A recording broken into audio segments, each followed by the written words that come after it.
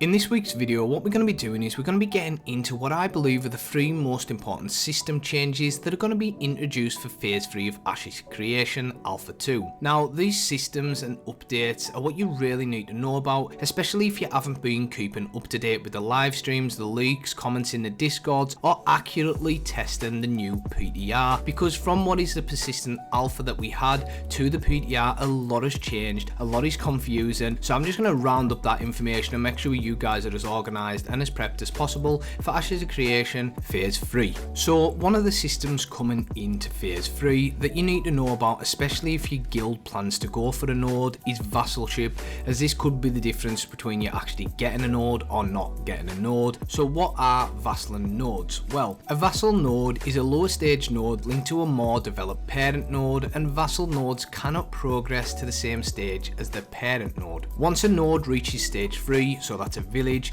it becomes a parent node and locks certain nearby nodes into vassal status. So a stage 3 village locks nearby nodes at stage 2 until it advances to stage 4, which is a town. A stage 4 town can have one vassal village, which is a stage 3, and a stage 3 village can have one vassal stage 2 encampment or lower. So when it comes to XP, how does the XP work when it comes to vassal nodes? XP generated in a vassal node is applied to that node first, either for leveling up or offsetting a trophy. Any extra XP is then transferred to its parent node, which is definitely advantageous to the parent node and kind of is gonna be, if you get there first, you really do have an advantage. You do have to know that since your node's been vassaled, it's not like you're gonna be able to attack your parent node or any of the other vassals within your vassal tree. There currently isn't a rebellion system at play. So if someone vassals you and you're like, oh well actually I'll just smash them, we were a bit late, we didn't have guys on, but now we'll attack them. Well, you can't. You're gonna have to more likely work together with them, and we'll see how that plays out. Now, Stephen and Intrepid do intend for vassalship systems to feel positive and rewarding, and they're going to do that through vassal nodes gaining perks from the parent nodes, things like policies, buildings, and relics. If a player doesn't like this system, or we get in and test it and we're like, this ain't it, this ain't working, the devs have said they're going to adjust benefits first before considering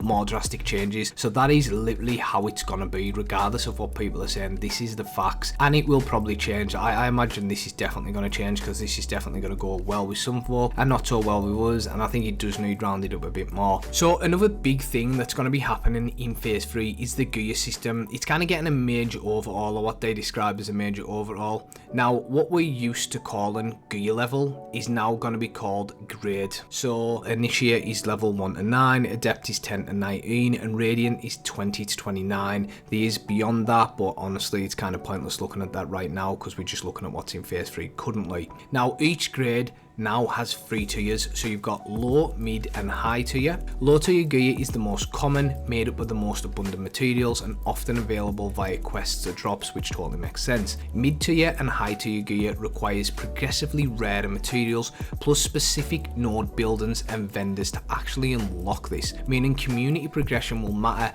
as much as personal effort. Even top tier recipes are still going to need common mat, keeping early game resources viable and valuable. Now, while rare drops do exist, crafting will remain the primary way to obtain gear, and honestly this is how it should be, and I think this is a nice system that they're going at. It's one thing I can definitely compliment them on. Other MMOs obviously do this in the past, and I do think this is the best way. I think this is very like is it Lineage 2? Obviously they were inspired by Archer and Lineage 2, so we'll have to see how further along they go with this, or if they change again, but I actually think this is a nice thing and should stick with it. There's also going to be changes to Tier 2 and Tier 3 progressing recipes, and then now gonna require one main ingredient rather than 2, which will reduce the material requirements for processing. Set bonuses are also changing at the start of Phase 3, so currently set bonuses in Ashes of Creation range from 2 to 8 piece combinations and primarily offer static stat increases. Upcoming changes, they're saying, will make these bonuses more dynamic by introducing active effects, abilities and proc effects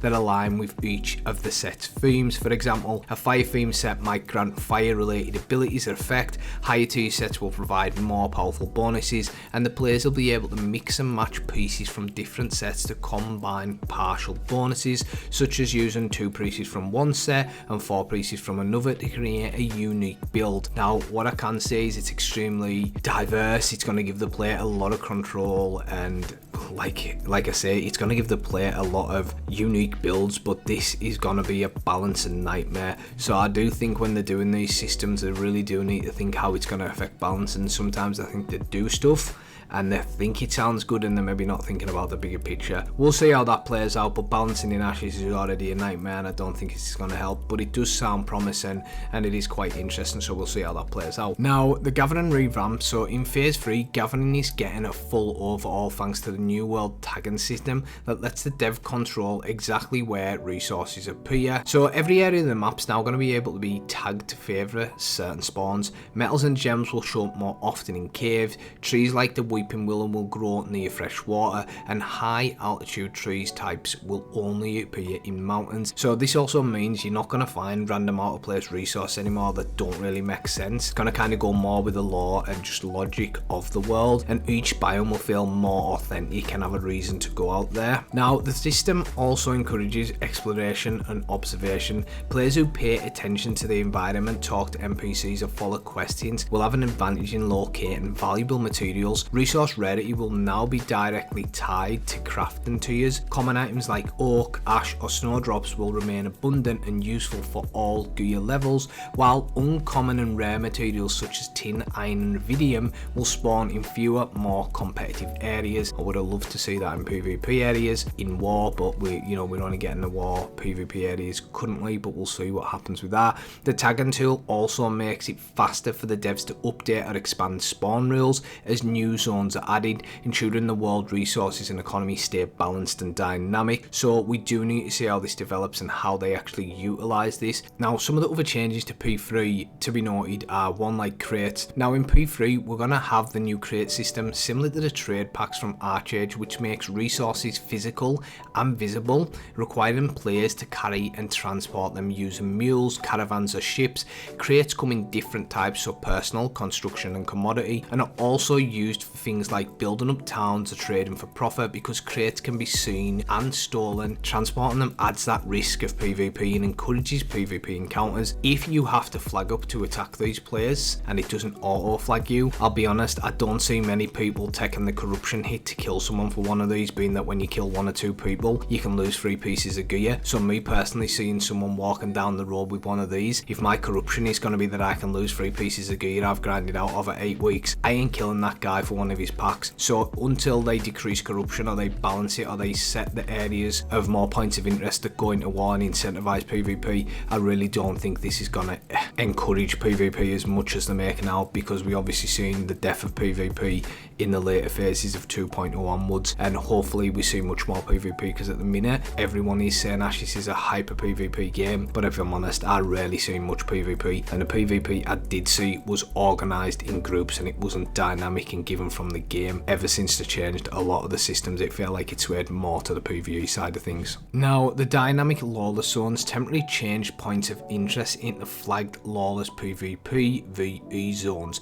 where open combat is allowed and words like bonus XP and luck are available. So I've tested some of these out and I've looked at some of these. Now I actually think with where they are and how big they are, by the time you get from one side of the map to that, and if it's only say an hour or 2 long, you're not really going to get that PvP unless you're lucky enough to be in that zone at the time. I actually think rather than dynamic Lawless zones, they should make full nodes go into war or some type of full flag PvP areas, and if you don't want that PvP, you can stay in your node, you can do some crafting, or you can dip into another node, and that allows people in them areas to PvP. That's going to incentivize proper PvP at a more large scale, and that should bounce around each node to each node, incentivizing PvP. And if you don't want it, you can jump out, but if people are like, do you know what, I need to farm in this area, I'd rather just PvP. Kind of works both ways. So guilds are going to be getting an upgrade in phase 3 as well, so you're going to find it easier to level up the guild that you're in, or your guild if you own it, and there'll be more freedom in where you spend the guild points. They'll be able to select a node for their home storage, and at some point in phase 3 they'll also be getting guild quests, which is nice to see, and we need that kind of implemented sharply. So we're getting a new starting zone, the anvils. Now that's going to be the new starting zone for the phase, however it may not be fully ready. According to Stephen in the Ashes of Creation Discord, as he stated, might not be ready for new players, but it should be ready for testers to get in and break all things. Goal is not to offer an initial on par with Riverlands in reference to the anvil, so basically probably ain't gotta be ready. I'll just simplify that, don't expect to be testing that. 2 new races, the Pyre and Nakua will be ready for the start of P3, and a new archetype at some point near the start of phase 3. Summoner will be available as the new archetype. So for the node changes in phase 3, we'll be able to level up nodes to stage 4 node. Node trophy will be introduced, and there will also be new layouts so nodes look less copy of each other, and phase 3 will start with the servers being up 24/7 apart from maintenance needed. So that is just a quick roundup of everything I think you really need to know. Should have got you up to speed, and if you need any more information, I'll be getting more videos out. What I will say is we still are recruiting for our semi-hardcore to hardcore guild, so if you are looking for a guild that's going to be pushing all content, running a node and getting deeply involved, check out my previous videos to see the vibe and what we did as a guild. Feel free to put your application in. We are wanting quality over quantity. It's not for everyone, but it's how we do well on all of the rosters we normally run. So I really do hope we see phase 3 come out swinging. I hope the content's getting pushed at a nice steady rate. I hope bug fixes are getting done and people exploiting are actually getting banned, because even though it's an alpha 2, the amount of people that exploited, which openly people know we had videos and other stuff, we didn't start posting them, we didn't start causing drama. The only time we ever post these is when someone slandered our guild, and then we dropped a video proving that they were the ones actually cheating. We rarely get involved in the drama, and I haven't got time for it. I'm here to really help the game develop, and so's the community we've built. I really hope this game succeeds, and I have put a lot of time and effort into it, so I'm not just a hater, I'm not just a bandwagon jumper.